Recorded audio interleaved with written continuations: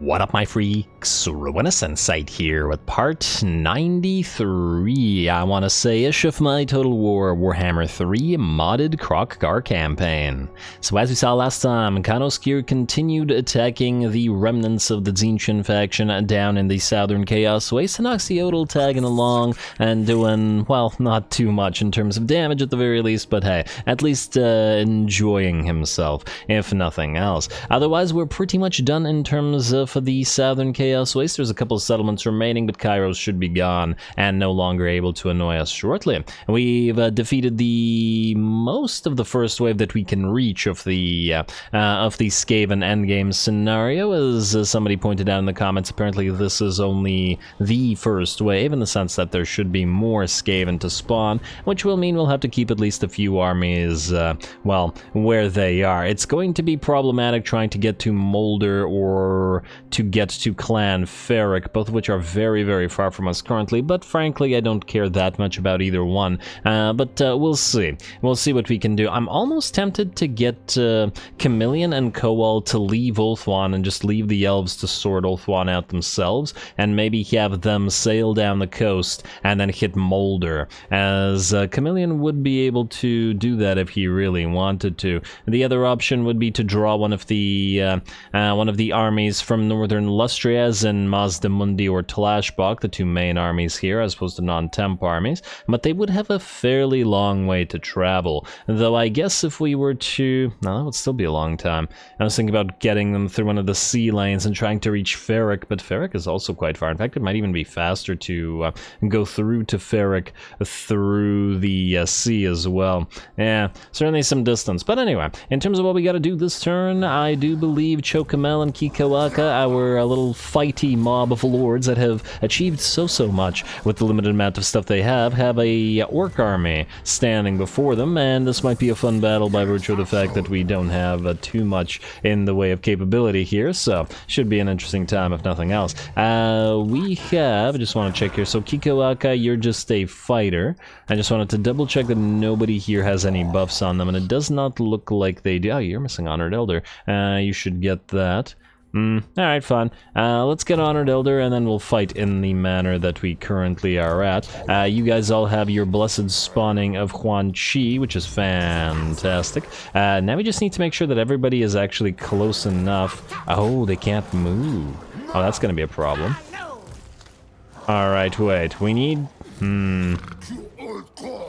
Alright, so by the looks of it, Khasitan is not close enough to actually reach the enemy army. Wait, if we move Kikoaka back a little bit, then we move Khasitan closer. Is Khasitan now in range? No, still not in range. Damn, that's not good. If that's the case, we might not be able to fight these guys, because we need all of these guys to help, and without them, it's just not gonna work. Okay, well, that's a shame, but I don't see that we could do anything about it. Alright, fine. If that's the case, then we're gonna have to retreat a little bit and sit at the Titan's Notch if they want to attack us out here. I'd be willing to fight, but the reason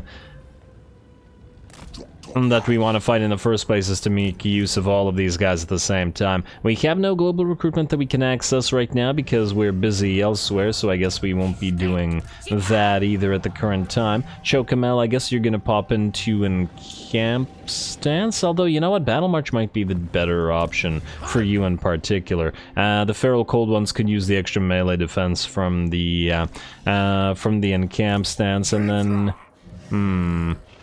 Kikoaka, I guess you're fine as you are. You know what, start recruiting some skin cohorts with javelins. I don't know whether we'll be able to complete those, but we'll see what these guys do. There's a full Norscan army right here, and the Orc army right here. Imric is around though as well, so he could potentially help us as well. And did you really build a Feral Cold One? Of all the units, you built literally probably the second worst unit in the entire Lizardmen roster? Okay.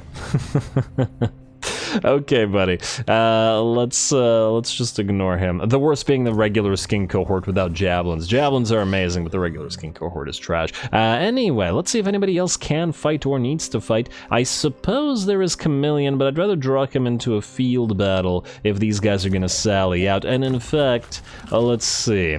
Let's get you some points assigned and then we'll go. Now, Chameleon, you personally still don't have Deadly Onslaught. We could get both the... Well, we get a lot of benefit out of Scarred Veteran. Every point is 700 HP. Yeah, Scarred Veteran it is. And, oh, you don't have Lightning Strike either, but I suppose... Considering you're not fighting Skaven right now, it's not super necessary. You have all the buffs, but we are the elites, so we're going to continue moving through that on you, and I guess on you as well. We are the elite, please. Not like we really need natural camouflage or guerrilla fighter on these guys, at least not at the current time. And then lastly, the King Priest of Beasts. You have Flock of Doom maxed out, and most of your spells are good as well. The Curse of Anric here. I guess we could get magical reserves. I don't really intend on using the Transformation of Kadan, mostly because it the summoned unit just degrades too soon. I never get enough mileage out of them for me to feel like it was worth our time. Anyway, with that, I believe we're done the turn, as in everything was already done last episode. What outpost is available? Stirland. We don't really need an outpost with Stirland. And outpost upgrade available. With who? With the Golden Order, yeah, but they have a small territory, and I'm not sure that this actually gives us any benefit at the current time, so that's fine. That's fine. Oh, and as to the question of treemen, it remains impossible at the current time. For example, if we take a look at a U Recruiter Lock, treemen could be acquired through Arguelon and Avalorn only, as the allies we have that are Wood Elves. Arguelon, we only have 30 allegiance and no access to them yet, while the outpost is being upgraded to the next level. And then Avalorn doesn't seem to have treemen accessible at the current time either, but maybe that'll change. They should be able to build them out of Avalorn or the Gaian Vale, but still with only 34 allegiance and the fact that the Swords Masters of Hoeth cost 45, I would imagine the treemen would cost no less than 60, so it'll be a while before we can get there, unfortunately, but hopefully we will. I'll do my best. Anyway, let's end the turn. Let's see if the enemy sallies out and attacks Chameleon, or what is this? Arel Plagueis, you're going to attack Koal. Okay, you do that. You attack Koal. I believe that was the end of, wait, was that the end of Nakari's faction? Was that the remnants of it? I think it was. I think Nakari is done for. Man, I can't believe Ivres is still so weak. And granted, we've been giving them stuff, and hello. Chameleon will indeed get attacked by the Cult of Pleasure. And this might be a fairly tough fight. 2 War Hydras, lots of Blackguard of Nagaron, plenty of the Exalted Demonettes of Slaanesh, which are also going to be quite problematic for the Skinks to deal with, as they have no magical damage. Should be a fun time. Let's try not to lose any more units in Chameleon's army. Here we go.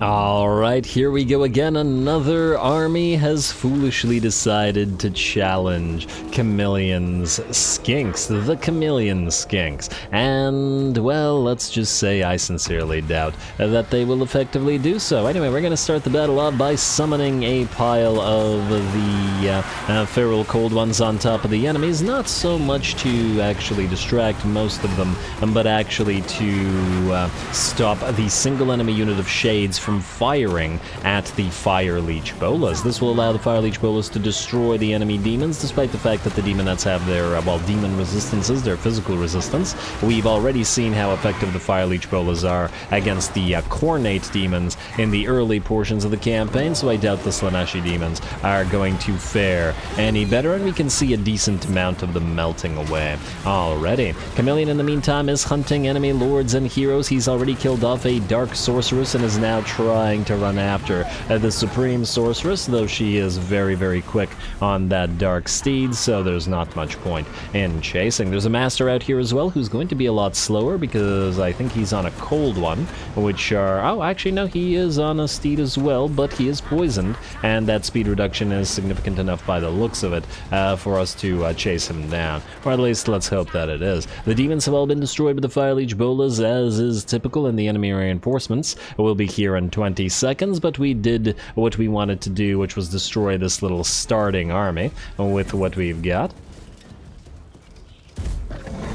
Down goes the Master, and then Chameleon will turn back towards that Supreme Sorceress, see if she can get away a second time. Now we're going to set up all the way over here, maybe in the water, if we want to make use of the aquatic trait of our skinks. May as well get some use out of the terrain here, while the rest of our army, as in our hidden forces, our Chameleon, Skinks, and Stalkers, are going to hit the enemy army in the back once they reach it. Alrighty, looks like the Supreme Sorceress is not going to immediately book it out of there. Bad idea, as you don't want to be facing off Chameleon alone, much less Chameleon riding a Carnosaur. And was that 2 hits? I think that was 2 hits, and the Dark Sorceress, or Supreme Sorceress, is done for. Also, we're going to get the Skink Priest to start annoying the enemy. Here comes the first of these spells, a Flock of Doom Overcast, I believe, and doing quite a bit of damage to them, as it is a pretty big pile of enemy units, and we'll continue doing the same for a while yet. Let's get everybody into the position so that we can hopefully take the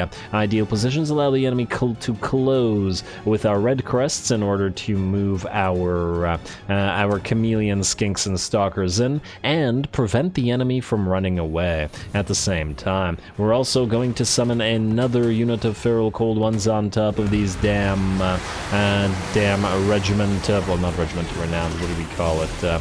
Allegiance unit, borrowed unit, whatever, outpost unit. Anyway, it's nothing now.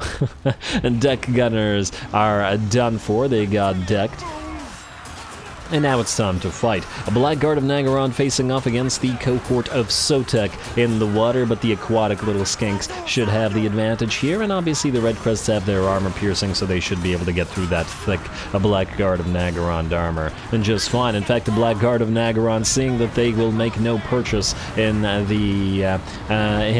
this river, will be running away. Chameleon has already killed off, or nearly so, the Death Hag, which is the lord of this second reinforcing force, in the battle, by the looks of it, will be ours shortly. Our Chameleon Stalkers have arrived and are hitting the enemy Shades and other units in the back. Our Chameleon Skinks are shooting up these Reaper Bolt Throwers, who are done for, and the enemy range units are getting rock, paper, scissored and annihilated by the Pterodon Riders. Looks like we just have a couple of War Hydras and a few remaining Blackguard of Nagaron to face off against, but between the Skink Chiefs going after the War Hydras and Chameleon going after the other War Hydra, I don't see any problems. Looks like the enemy will be able to activate its murderous prowess, but too little, too late, as most of its army has already been ripped apart, and those units that are still fighting will not be doing so for much longer.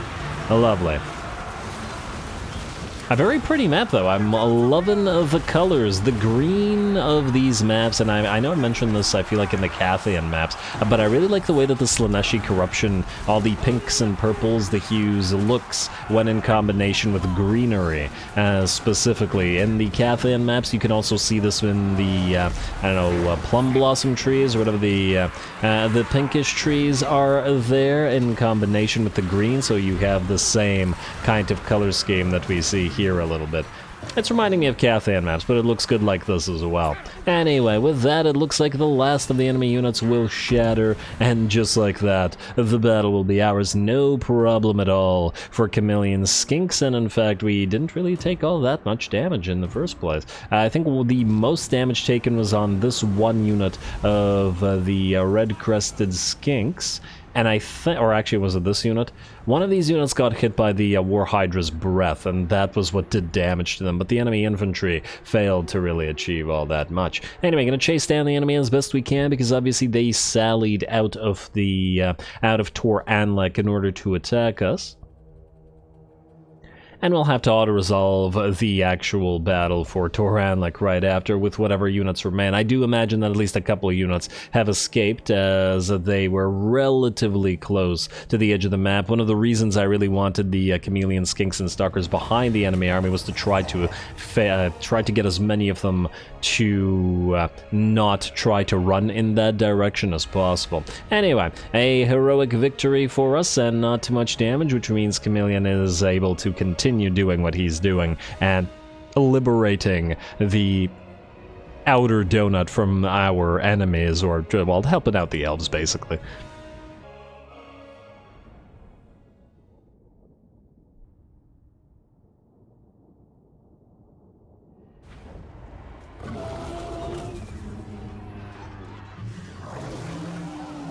Alrighty, very, very nice as always. Honestly, this campaign has essentially evolved into just a very prolonged competition between Chameleon and Tlashbuk to see who can achieve more crazy stuff with what they've got. And well, if it isn't Slaanesh deciding to ambush Koparef and his army, should be an interesting time, especially now that we have the Basties with Reviv crystals in the army. For the dinos, I do have to wonder whether there are additional armies following along, but I guess we'll find out shortly. Now, the bolstered armor, the Sun Standard of Xhotl, should probably go on one of the big boys. We could also, however, give the Shredder of Lustria a speed buff with... Oh, wait, that's actually Perfect Vigor buff. You know what? Perfect Vigor isn't too bad on the Shredder of Lustria.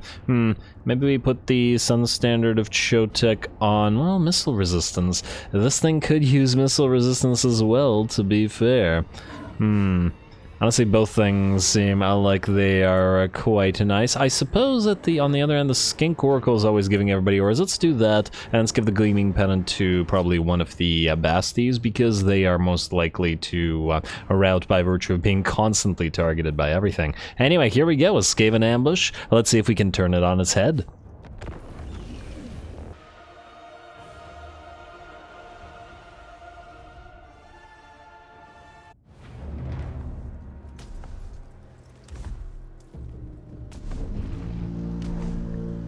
Alright, looks like all those rats are very much visible at the start of this ambush, but here we go. Looks like we're facing off against not one, not two, but three Skaven stacks trying to ambush Koparef. And they are pretty good Skaven stacks at dealing with dinos in particular, as they have, I think this army alone has 5 Warplug Jezzails and 5 Rattling Guns, plenty of Poison Winds, etc., etc., as well as some Storm Vermin with halberds that they can, and Plague Monk Sensor Bearers that they can use against us. Elite stacks is what I'm getting at, and good against the types of units that we have here. That said, ambushing with these Doom Wheels would work against many units, but against Chameleon Stalkers, not so much, as the Doom Wheel moves in, those precursor weapons go flying, and the Doom Wheels get ripped apart.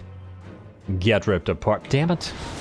Alright, I wasn't quite on cue, but the Doom Wheel did get ripped apart. The same thing sort of goes for the Brood Horror here, which took about half of its HP in damage. Now we have to go up those hills as fast as possible and engage the enemy range units before they do damage. So, the Feral Cold Ones surge on up the hill towards the enemy Poison Winds and the enemy Plague Claw Catapults, led by the Geltblom's Terror Carnosaur, which has some really cool scales. I wonder if this is...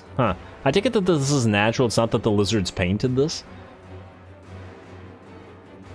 But it looks very nice, and I guess both of the, wait, this is Geltblom's Terror, this is just the Blessed Carnosaur, but they both look nice. Anyway, these guys moving forward together with one Basti with Arcasotek and one Basti with Reviv Crystal, whereas the other two are together with the Shredder of Lustria, which is heading forward towards all of these Rattling Guns that were set up here to fire down on us. The rest of our infantry, our piles of Chameleon Stalkers, are moving up north to try to get through these piles of enemy infantry, essentially, and break through them in order to reach the enemy Jezzails and the enemy Lord. Looks like the Jezzails are firing upon our Slann Mage, who is popping his Forbidden Rod, but, well, he's a Slann Mage of life, and frankly, it's going to be very difficult to bring him down, especially when he's using the Dwellers Below Overcast on your piles of units here, and it looks like he takes care of these guys while they blob up very nicely around our units of chameleons. Out here, it looks like the Shredder of Lustria and the other dinos have made it through, and the Rattling Guns are well and truly engaged, are not going to have an easy time in dealing with the Shredder. You gotta love this freaking thing.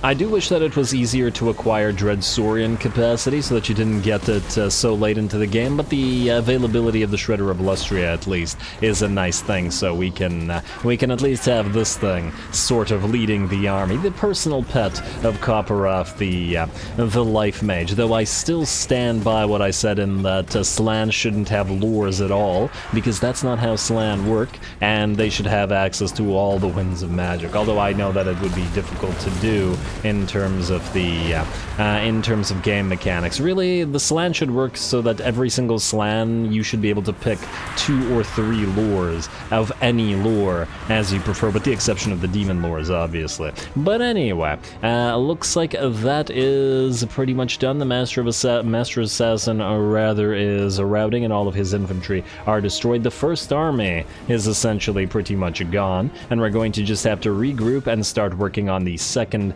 and third, which are now moving onto the field, though not entirely, because we're out of space for enemy units to move onto the field. Fortunately, another summon from us will take care of another unit of Plague Claw catapults with these Feral Cold ones.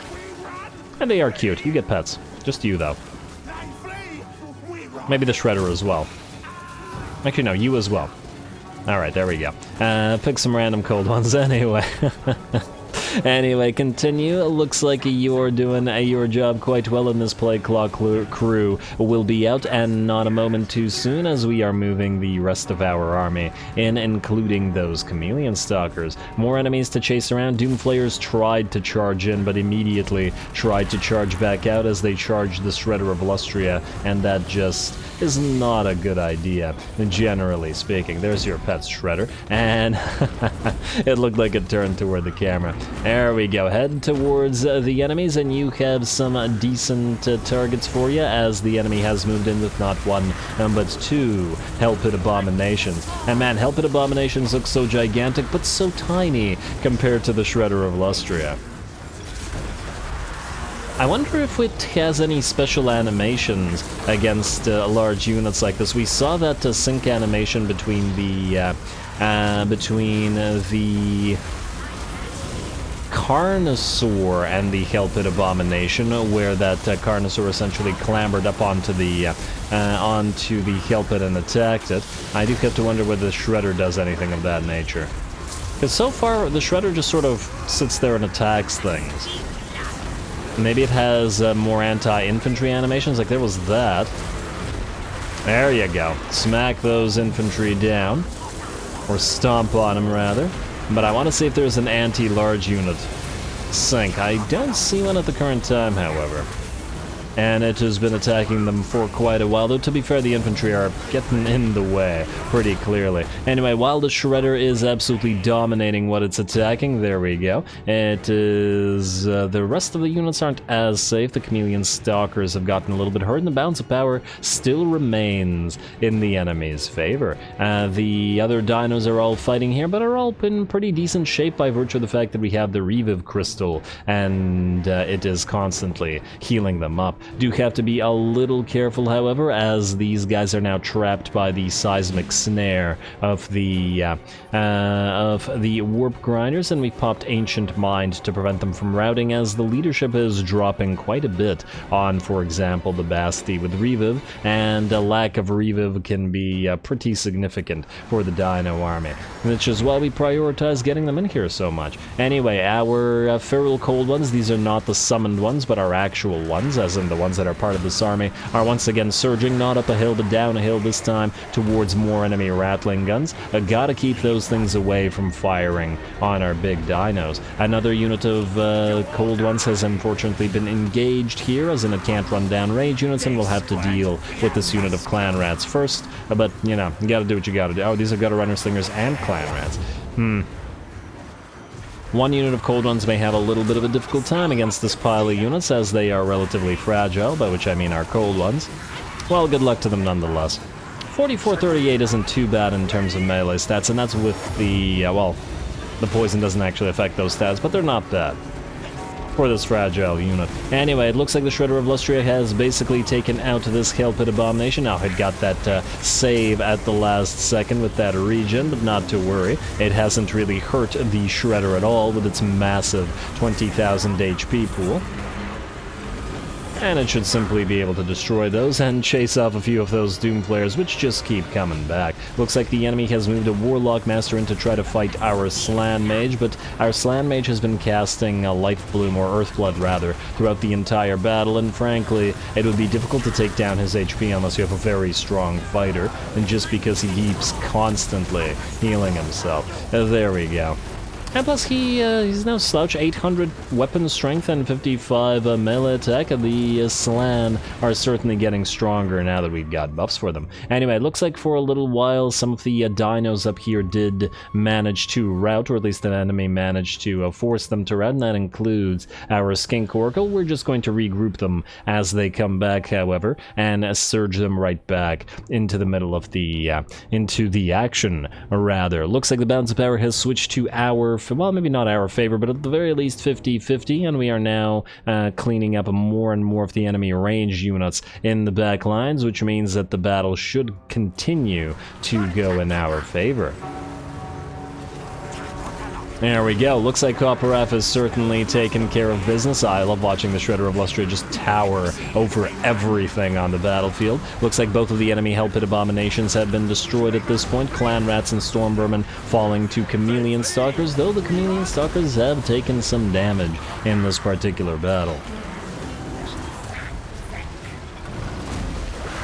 There we go, man. It must be very dangerous to be a fighter on the ground near the Shredder of Lustria, whether you're a friend or foe. That thing is too big to stop. Anyway, there we go. Okay, that looks like the second Hell Pit Abomination still needs to be destroyed, but not for much longer. And the Skink Oracle has moved in, and the Slann Mage is here as well, and this thing's just going to get trapped with all those dinos focusing it down. 2,000 HP left on it, but once again, not for long. The rest of the enemy army will leave the Abomination behind, as they will shatter the Abomination, being unbreakable until it dies, but fortunately its flesh remains very much breakable, and it will fall. Damn it. Not on cue either. Okay, well, here comes the Shredder. Honestly, the Shredder looks big enough to just be able to bite the thing in half if it really wanted to. And there we go. Last unit on the field will explode into a pile of Skaven slaves, and between our big units, those guys will be down soon. Not that we really care about them, of course, because they will disappear after the battle is over. It would actually be a cool idea if the Skaven slaves summoned by the Hell Pit Abomination, or summoned, the ones that pop out of its stomach or whatever it's supposed to be, would actually remain in your army if your army were to survive, but the Abomination were to die. But I'm pretty sure that doesn't happen, or at least somewhat sure. I haven't actually tested the theory. I guess we could see later here, but then how would we know if there were Skaven slaves originally in the army? I mean, I guess I could check. But anyway, we're going to do our best to chase the enemies down. These are some elite stacks after all. I especially want those Giselles and Rattling Guns all as dead as possible, because they are a threat to our dinos, though as we can clearly see, definitely not as much of a threat as they'd like to be. And mind you, this is with Koparaf only at level 10. If he could get more points into his red line, this army will get even more devastating.